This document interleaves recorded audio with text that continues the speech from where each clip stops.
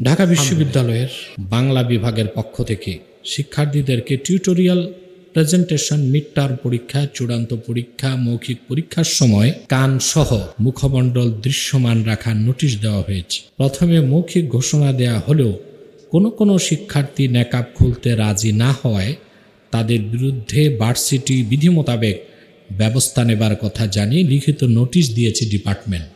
না, এটা হচ্ছে পর্দার বিরুদ্ধে চ্যালেঞ্জ।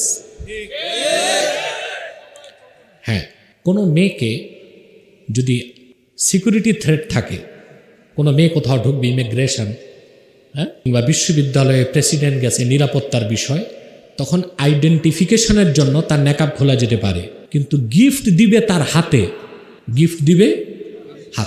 ভাইবা পরীক্ষা মুখে, তখন তার নেকাব খোলার উদ্দেশ্য হচ্ছে পর্দার বিরোধিতা। আমি বাংলাদেশের নীতি নির্ধারক অভিভাবকদেরকে বলবো, 14 কোটি মুসলমানের টাকায় বিশ্ববিদ্যালয় চলে, সেখানে রীতিমতো ইসলাম প্র্যাকটিসিং মুসলিম যারা, তাদের কোণঠাসা করে রাখা হয়, তাদেরকে নামাজ পড়তে দেওয়া হয় না। মেয়েদেরকে হলে কোরআন শরীফ পেলে জঙ্গির তকমা দেওয়া হয়।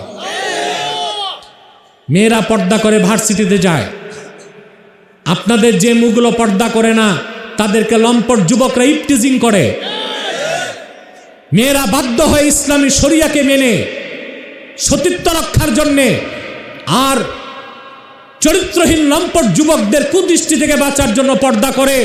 আপনারা সেই নেকাব কেন খুলে দিতে চান?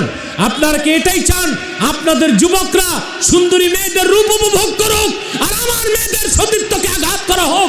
বাংলাদেশে তা মেনে নেওয়া হবে না, হবে না, হবে না কোনোদিন।